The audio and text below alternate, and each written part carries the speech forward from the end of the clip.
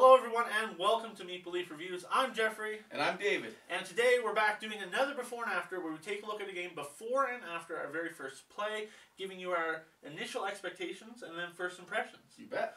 So today, a long-awaited game for me, Nusfjord. I'm a big Uwe fan. Agricola was the game that got me into the hobby, and I had this one pre-ordered since before Essen.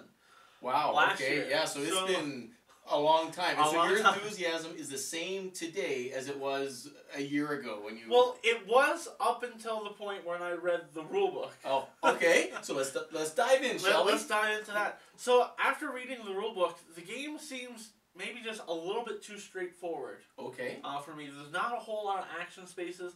I think for me, I'm going in wary. My expectations, I'm going in a little bit wary, but it's all going to depend upon the comboing of the elders and the buildings. That's the crux, I think, of what this game will be for me. Okay, like, to be fair, I went back and I looked at the actual weight of this game on BGG, and it's only 0.1 less than the weight of Glass Road, another Uwe game. So, just to kind of manage expectations, I'm not going in expecting a big Agricola, but I'm same as you. Agricola was a game that, at the time I was getting into the hobby, it was #1 on Board Game Geek, the list, and I think now it's number 17. Yeah. It's been unceremoniously dropped out of the top a lot. But that being said, is my wife and I, that was our first experience of a heavy board game or Uwe Rosenberg at all.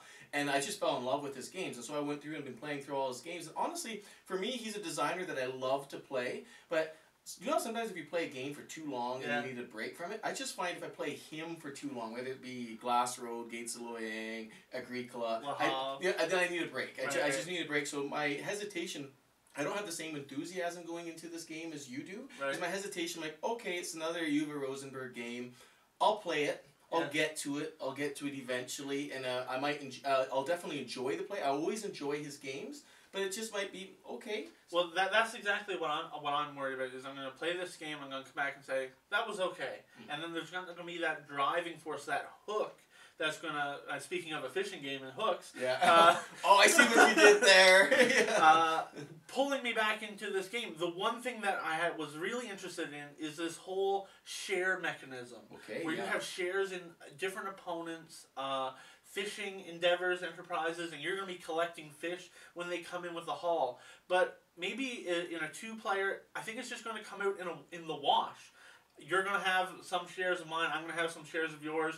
Because they get paid out before yours get paid out, I think it's just going to balance itself out, and it's not going to be really that interesting as what I was hoping it to be. I'm not going to go and say that, because this is actually one thing that I find really interesting about the game. So for starters, there's a lot of cards in this game, so I have a hard time predicting how the gameplay is going to emerge just from reading the books, because I need to actually see what's on the cards and see how they interplay, so I'm really looking forward to that. But in particular, this very topic you're talking about, the shares, I'm actually quite excited to see how this plays out, because I'm not convinced it will come out in the wash, because I think there's going to be some timing mechanisms here, because you actually have, what I like about this is your shares are worth, you have 3 of them that are actually worth negative points. So you need to issue them. You have to actively do something with those shares in the game. So you have to put them out in one of those worker placement places, issue shares. Yeah. But then somebody else, and I believe only one person can take the action, can sweep up all the common shares that are there. Yeah, so one person can take the action per round, so they get everything that's there. That's been issued. You want to make sure that you have enough money to get all the shares that are there. Maybe if you see, hey, you don't have a lot of gold, I can issue another share to make it too expensive for you to take. So I think that timing aspect might come into play. And if you're a player that's actually actively looking for that, then I don't believe it will come out in the wash. But maybe if you both are, it will. So that's actually one of the parts of the game that I think is I'm excited. I'm looking forward to seeing how it's actually going to play out. But that's actually one thing too. I'm actually a little bit hesitant about a 2-player game, because there's a few things about this game that I think would work better with more, and that being one of them, because if you have more people issuing shares, the turn order I think is awesome, how it goes backwards. So you can be the last player, then the first player. So you get 2 actions back to back. Right, whereas in a 2-player game, I'm curious to see how that's actually going to play out. Yeah. For me, like I said, I'm going in wary, but willing to be surprised. There's only one other thing that I kind of want to mention that was kind of funny when I was reading the rulebook. There's 2 things. One, it says use the herring deck for your first play. The decks have different kinds of fish on the back. They're not named. So unless you know what a herring looks like, it's really difficult to know which is a herring deck. I actually had to go to BGG, find a forum post about it that redirected me to the appendix to find out which deck was a herring deck. Maybe it was intended to be a red herring. I don't know. Yeah. Actually, are the... Well, they're not red herrings. No, but even for you to chase you down a different path is something you weren't meant to be. Just maybe sometimes these artists have more fun at I think that would have been clever had they actually colored the herring red on the building cards. Right. And then you had another issue with the rules. So I'm gonna read you something from the rule book that I do not understand what it's saying. I love it. Story time. In this game, you will not be surprised by any scoring categories at the end that have been explained to you at the start, but which you have forgotten about. Which I forget about them all the time. Yeah. I have no idea what that means. See, I think I know what it means, but you totally disagree. I think it means that as you're playing, the points in your score will be so immediately obvious to you that even if you forgot a part of a rule, you'll know what you need to be focused on. So I think it's trying to say, hey, this game is going to keep you focused without you even thinking about it. And I thought it meant that the only thing you're going to be surprised about scoring at the end of the game is something that you forgot about. Who knows? Yeah, who knows? Yeah. English is a wonderful language. Yeah, it definitely is. The other, I just want to touch real quick as well. I am actually been recently excited about this game because I follow Tony Boydell's blog pretty religiously, and he has fallen in love with this game. And I do like some of Tony's games. I know you and I have difference of opinion there. I like Guilds of London, for example. I thought it was okay. Yeah, I thought it was okay. Snowdonia, I've enjoyed that one. So I'm going to give you some quotes. My turn to give some quotes from his blog. He goes, so here's some things that he says.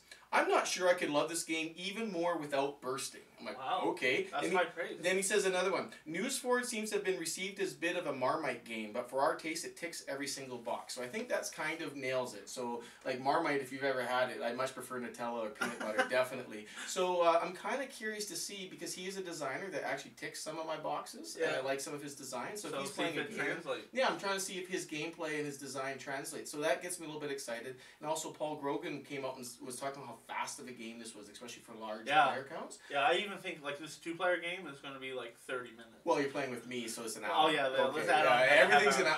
I measure games in hours, no matter what, even if it's crib. So I'm actually quite looking forward to that because I do have some good data points that people have been quite enthusiastic about this. Yeah.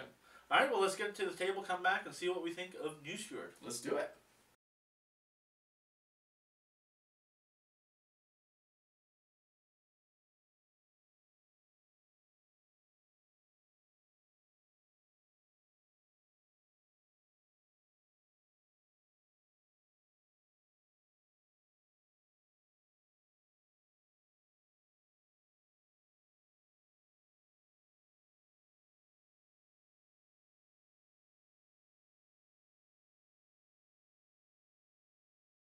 Welcome back, everyone. We just finished playing Nusfjord. We sure did. So we played it 2-player, and our first game took 52 minutes. Right. So almost right along with your 1 hour. Exactly. Whatever you say, I double it. It's just like any project the government puts forward. So I spent 15 minutes playing the game, and then you took the rest of that time to take your actions. Well, to be fair, I also spent 15 minutes playing, but I spent an additional 20-some minutes thinking. Yeah, or doubling back on what I've already done. Oh, yeah, I did that. I replayed that, yeah. So, going into my first impressions of the game, I think it aligned pretty closely with what my expectations were. A pretty simple, straightforward worker placement game. It was okay. Doesn't get my juices flowing to want to play it again, but I'd be more than willing to play it again. Yeah, and I agree with you. Like, for me, this, like, we were talking about this earlier, is like, I take any of these kind of Uwe Rosenberg games at this weight level, like Glass Road, Gates of Loyang, this one, put anyone in front of the table, but like, I'll be happy to play it. Yeah. And this one falls right into that category. I don't know if I'm jonesing to play this one again. I want to, just because I want to discover these card combos more. I do want to dig deeper into this game. But if we were to clear the table right now and put Gates of Loyang, I'd have exactly the same response. Like, oh, cool. I'm looking forward to playing this one. So it's not, it's just right in line with his other games of the same weight for my excitement level to play again. The game did have some of that card comboing that I was talking about. Not necessarily between elder and building, but between building and building, to kind of manage the different resources, manage how much fish you have coming in, manage how are you going to get wood, maybe reforesting, deforesting. I had one building that was a wood trader let me buy wood. So managing your resources so you're never in a case where, oh, I need wood, I need to take an action to reforest, take another action to get wood out of it. Then that's 2 of your 21 actions just to get a bit of wood. Well, yeah, I think you are really limited, and this is one thing I really like what you've Rosenberg worker placement style. Like, there are times when I'm sitting there and you go, oh, you only had 3 actions. You're really limited in what you wanted to do. So I did find that there were some really critical decision points throughout the game. As like, there's 5 things I want to do, but what actually is going to be the best thing for me? Like, even for example, you got right on to issuing shares right away because you said, okay, right, I got to take care of these shares. Whereas I left that until the end of the game. But this is also one of these games where having familiarity of the cards works out really well, because then I had one card that allowed me just to flip over and unissued share at the very end, or one building. I didn't know, that was just completely luck. You know, like, oh, cool, I'll buy that one. I just happened to have enough resources to buy it as well. So familiarity of the cards and what the resources you need for them will certainly be a factor for the more experienced player, I think. Yeah. The other thing that I mentioned about the shares, and you talked about, I got on that issuing shares. I wanted to try and make it so that whatever money you had, that there was one more share in the pool than what you would be able to buy. And you crushed that strategy, like every time. And there was a critical point where I had a decision, going back to these decisions, I could have chosen to take 1 gold, and that would have given me 2 gold, and I had the final turn, and then I would have started, because again, the way these things alternate, you can get back-to-back turns, which is actually really clever. If I would have done that 1 move, but instead I think I built something, I can't remember what I did, if I would have done that, my very next turn, I could have came in and bought both of your shares because I had exactly 2 gold, but I opted not to do that because I don't know, I was experimenting with something else, and I didn't. So that boils down to, again, one of these, like, should I do that? It doesn't seem like an efficient turn, but it might allow me to do something even cooler later. Yeah, so there was some interesting decisions with those issuing shares and getting others. I had all 5 of mine. I got 1 of your shares at the very last turn, but it was kind of, I had a bunch of options that could give me 1 victory point, and I just did that one just because. Yeah. It wasn't as much of a focal point of the game as what I thought it would be. I think the focal point of this game is the building combinations rather than the shares. Oh, I totally agree. And going back to timing as well, I thought a neat part of this game, especially in the early innings or in the early few rounds, was the actual elders. I didn't fully appreciate or understand the actual taking of the fish to give to the elders, so that whenever you activate them, they need to be fed. And from that banquet table. From the banquet table.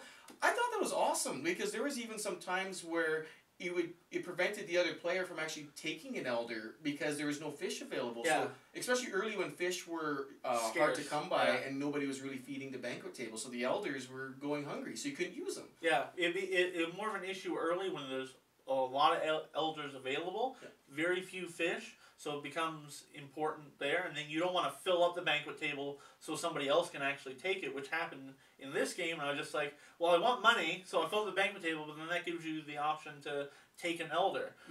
So a little bit of an interesting decision there at the beginning, but as the game kind of progresses, you get so much fish, the banquet table's filled up, less of a factor in the game. And maybe that's just the way we play. Maybe someone else would use all these fish to be buying more buildings or something, so the banquet tables... Or building schooners instead of you upgrading them. Yeah, that's right, because I was able to do that. So that's just speaking to, again, the cards that we had this game, the elders and the building. So maybe next game we're going to find different combinations. So this game, if you like finding different combinations of cards, this is definitely a great game to check out. Yeah, and I like how you phrase that. It's about finding the combinations instead of going in strategically before the game and thinking about what combos you're going to be doing.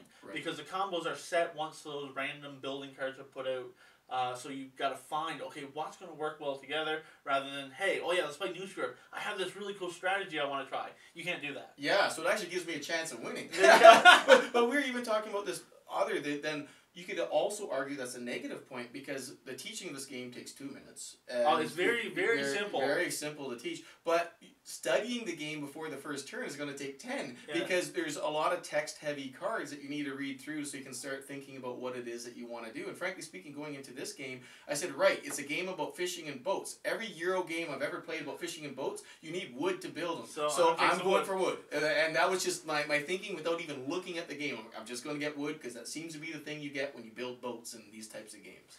All right. Well, is that everything from you? Yeah, I do want to touch on one thing, talk about the cards. So one complaint I saw watching Paul Grogan's video was he was complaining about the C buildings. That those are the end game scoring buildings. Yeah, and so basically what happens is one of the later rounds, I think it's the fourth round, is everyone's dealt 4 of these C buildings and basically provide you with end game scoring, but you still actually have to physically build that building for it to actually... Yeah, they come into your hand and you got 2 rounds to build the ones you want before they're offered up for anyone to be able to build. Yeah, and he had some complaints about it. I'm not going to dive into it. I encourage you to go and check his video if you want to see his complaints. I have 0 complaints with that. I thought it was actually really neat. I thought it was neat that how, sure, you may get a hand of cards that aren't as advantageous to you as, say, maybe your hand of cards might be, but it's going to become public anyhow. So even if you have something that's really good to you, you kind of have, like, a bit of a head start. Say, you're right, I need to get this before it becomes public for other people to jump on it as well, especially if I know it might benefit you. I thought that was a neat... I can't remember another game that's kind of done something like that, where it's you get a hidden objective mid-game, and it's only hidden for a little bit. Yeah, and then it becomes public. And I mean, the costs of them are so high, you're not going to be able to build all of them to, take over so that nobody else can possibly score them. So in a 2-player game, we got dealt 8 cards, 4 each. When they became public, 7 cards went into the display. That's right, because I built one from my hand as well. So I thought that was really neat. I thought it was a really cool mechanism, something a little bit different, and I thought it was quite refreshing. Cool. All right, well, that's our first impressions of Nusfjord. If you like this video, go down, hit the like button, subscribe to the YouTube channel. We also have a podcast that we do together called The Pip. The Pip. You can find us on iTunes, and we'll see you guys next time. Great. Cheers.